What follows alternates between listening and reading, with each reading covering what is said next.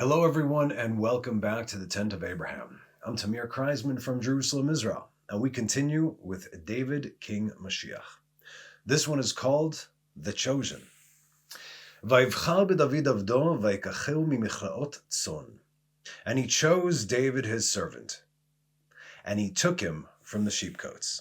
Psalms 78:70. There are those who are chosen, and God draws them near. There are those who God draws them near despite not being chosen. And there are those who are chosen, yet God does not draw them near. David, king of Israel, is one such man, but he is not alone. In other words, he was chosen, yet God did not draw him near. That is correct. In Psalms 65:5 it says, "Praiseworthy is he whom you choose and draw near to dwell in your courts." These are two different concepts, and they serve a purpose. This is kind of continuing from what we were speaking about last week. From Midrash Tanchuma 98:8 regarding this verse, Leviticus 8:1-2. And the Lord spoke to Moses, saying, "Take Aaron and his sons with him.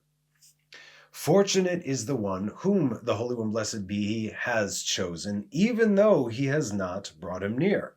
And fortunate is the one whom he has brought near, even though he did not choose him." Now, which was this one whom he chose? This was Abraham, as said in Nehemiah 9:7. "You are the Lord God, who chose Abram, took him out of Ur of the Chaldeans, and made his name Abraham. אתה הוא אדוני אלוהים אשר בחרת לבחור בחרת באברהם והוצאתו מאור כסדים ושמת שמו אברהם.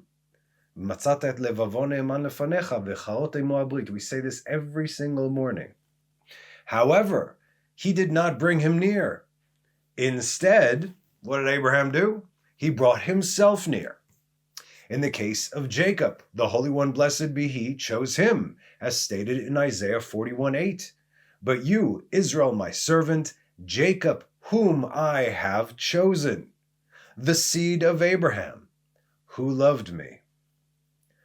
If there's any question who is the seed of Abraham, that is Isaac, and then, of course, that is Jacob and the children of Jacob. Jacob, Israel, children of Israel, Israel. End of story, very simple. I see so much garbage going on right now about other stuff. Plain text. Okay. It also says in Psalms 135:4, "For God chose Jacob for himself, Israel for his treasure. But he did not bring them near. Instead, he brought himself near." Thus it is stated in Genesis 25:27, "And the youths grew up, and Esav was a man who understood hunting, a man of the field, whereas Jacob was an innocent man, dwelling in tents," meaning dedicating his life to Torah. Moses, that's how he drew himself near. Moses he chose, but he did not bring him near, as stated in Psalms 106:23. He intended to destroy them, like what we just saw with the golden calf. And he would have, were it not that Moses, his chosen one, stood before him in the breach to return his wrath from destroying. ויאמר להשמידם לולא משה בחירו, לבחור בחירו, עמד בפרץ, in the breach, לפניו, before him, להשיב חמתו מהשחית. David he chose, but did not bring him near, as stated in Psalms 78:70, and he chose David his servant, and took him from the sheepcotes. But he brought himself near, as stated in Psalms 119:63, "I am a companion to all who fear you and to those who keep your precepts." Explain. Okay, let's go to the Hebrew. Chaver ani. What is a chaver? Modern day Hebrew. Chaver is a friend, right? It says companion, comrade, whatever. But it also comes from the word lechaber. What is lechaber? To connect, to bind oneself. David connected himself. He drew himself near to God. These are the greatest of the great men of the world: Abraham, Jacob, Moses, and David. There are others, of course, but I mean, everyone knows these names. God chose them, but did not bring them near. You see, Most of you out there might see this as a negative thing. Why did he not bring them near? But that is because Israel works on a different frequency than all the other false doctrines. The father of many nations, Abraham, the one who carries God's name, Jacob, Israel, the bringer of the Torah, Moses, and the eternal king, David. How could it be that God did not draw them near? In good Jewish fashion, let's answer the question with a question. What is the difference between an inheritance, Yerusha, and a heritage, Morasha? When you receive an inheritance, it is generally unconditional, right? Unconditional, meaning, here's what was given to you. It's left over, have at it, do whatever you want to do with it. But a heritage, specifically biblically speaking, is like an inheritance, meaning this is yours, but you are required to claim it and work for it, to maintain it. You can't just hold on to it and do nothing with it, because you're the only one that this was given to, but it's conditional upon you actually doing what you need to do with it. This is Israel. And just like in God's universe, nothing is free. Those are the promises that socialists make to the masses, convincing them to blindly follow, that they will get free stuff. Look at the states right now. How is that working? Free stuff. Look who's voting for the free stuff. People don't want to do anything, right? Okay. So, those are the promises, right? They'll get the free stuff, and that all their needs will be met, and that everything has already been taken care of for them, and everything will be taken care of for them, and that all they have to do is fall in line and believe. Those are exactly the promises the false doctrines make to the masses as well. It's easy. It's convenient. 2.5 billion can't be wrong. Want to bet? But regarding Israel, we are required to do the work, just as we have been commanded, just as God has created the world in order to do, and just as he commanded Adam to do in the garden. He didn't say, hey, believe and you'll be fine. Oh, you go to work. Case in point, Exodus 6:8.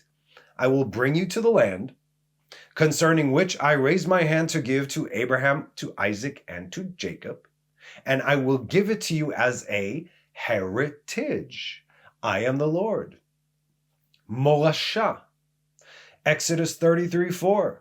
The Torah that Moses commanded is a heritage for the congregation of Jacob. Torah tziva lanu, lanu for Israel, to us, Moshe, Moses, Morasha, kehilat Yaakov. The land of Israel and the Torah, essentially inseparable, yes? Because the only way to fulfill the Torah is to physically be in the land of Israel. Otherwise, it is an impossibility, because the commands in the Torah have to do with the land of Israel. Not all of them, but most of them. It has to be given to us, but we need to keep it and to maintain it in order to fulfill it. Nothing will be done for us without us doing the work. And that is exactly the point here. God chose Israel, but did not draw us near. We did it ourselves, and we do it every single day. You know what that looks like? Exodus 24:7. And he took the book of the covenant and read it within the hearing of the people, and they said, the people, Israel, said, all that the Lord had spoken, we will do, and we will hear. Work, baby.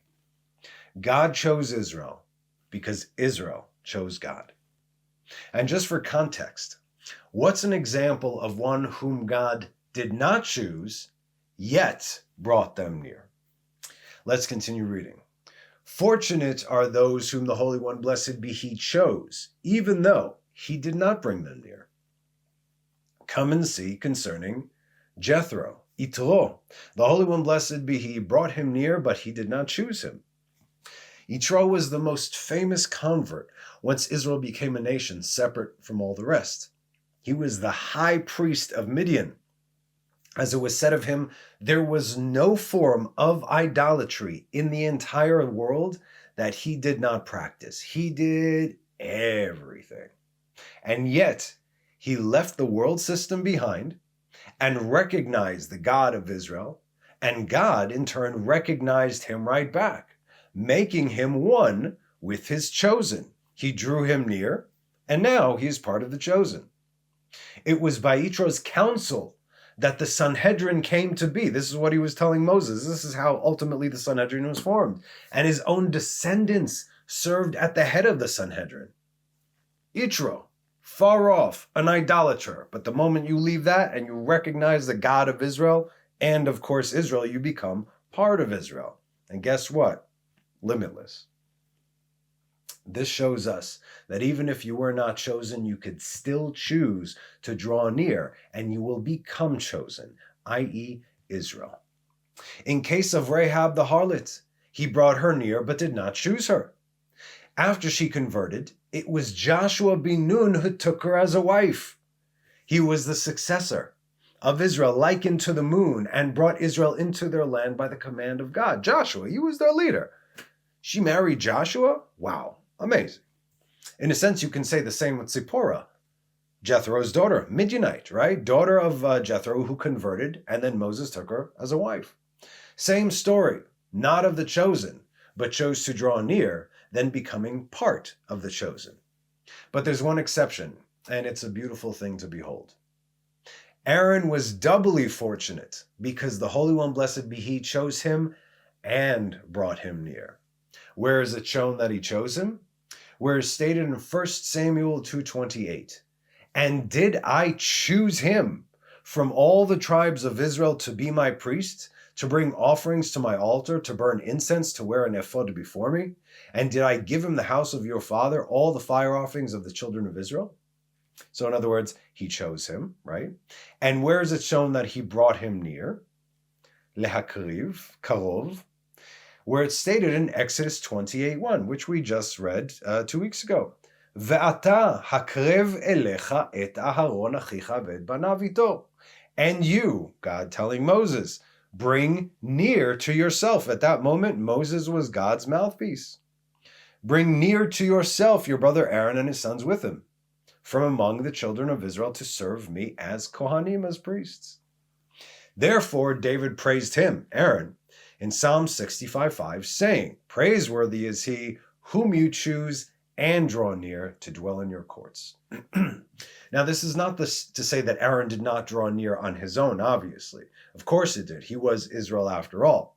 But from within Israel, who are chosen, God drew him near for this specific and eternal task. Now, those who have done the work, who have proven their desire to be in the vicinity of God, not for any other sake than their yearning for the truth, knowing the source from whence they came, those individuals is whom God desires most.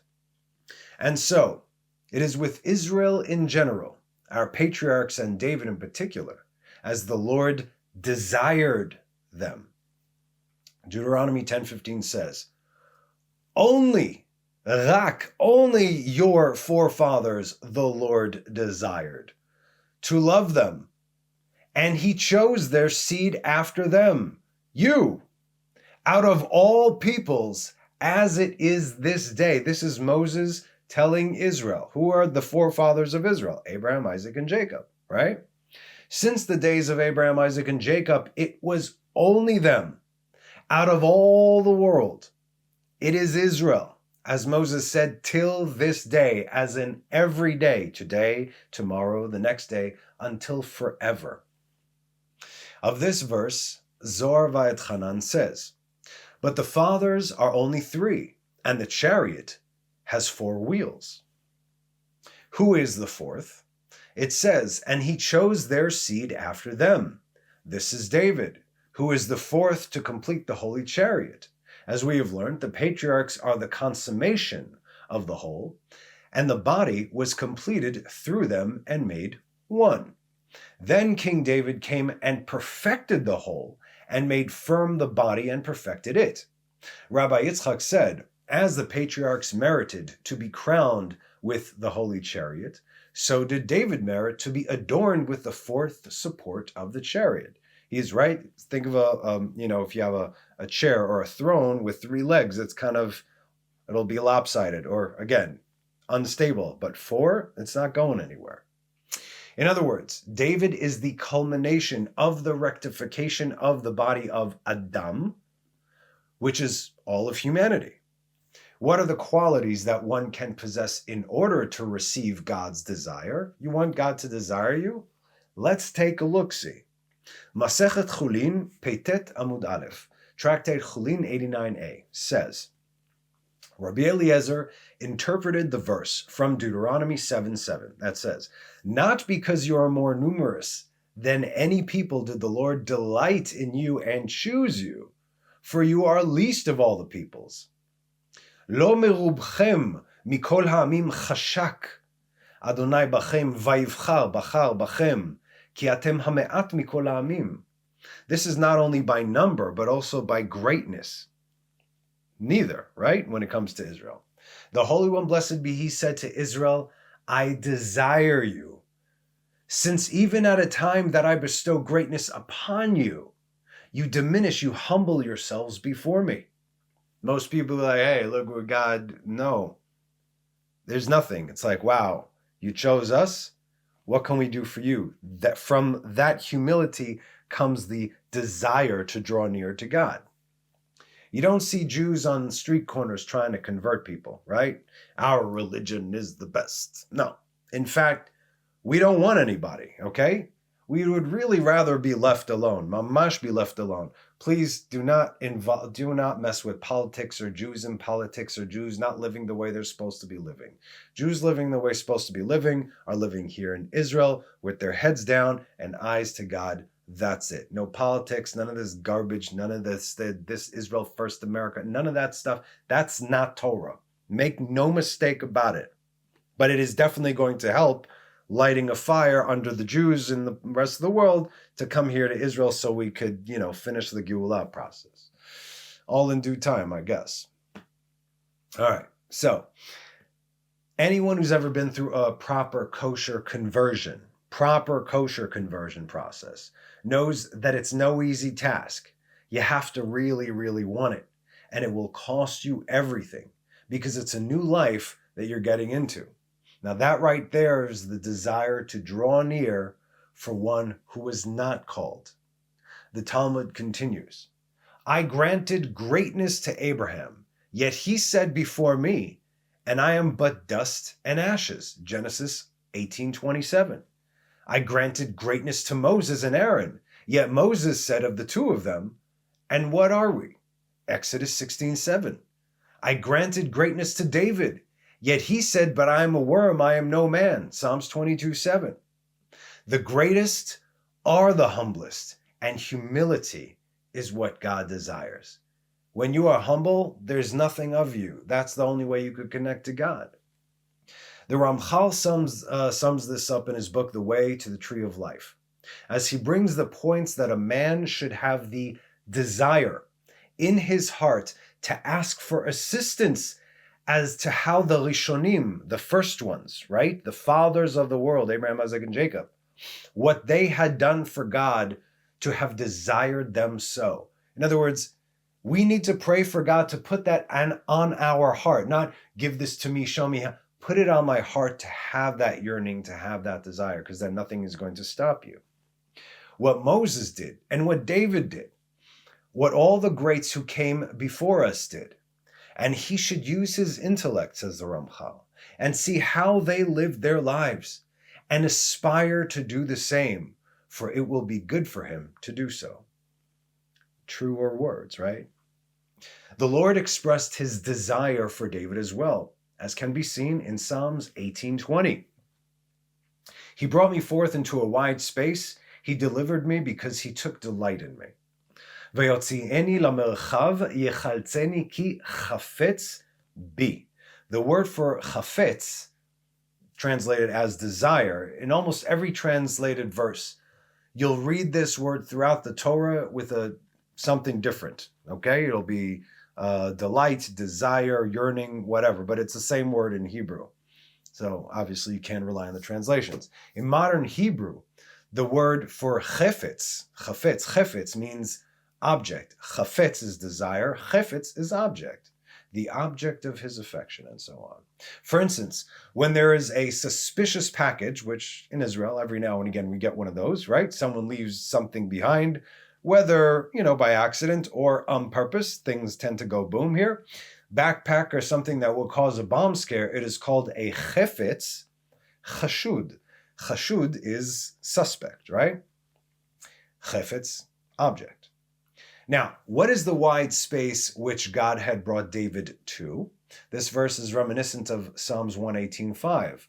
From the straits, the straight and narrow, I called God, God answered me with a vast expanse. You need to read this in Hebrew, though, because you missed the understanding. The answer is in the text. Min hametzar karati ya. What is ya? Yud He, the top sfirot of supernal wisdom and supernal understanding. Yud and He. Min hametzar karati ya. I called to God up there, right? Anani, he answered me b'merchav. Merchav is space. Ya. In that space. In other words, because I called to him, he drew me up over there, and that's where he answered me. So, like I said, you read God, but it actually says Yah, which is hinting towards the upper worlds.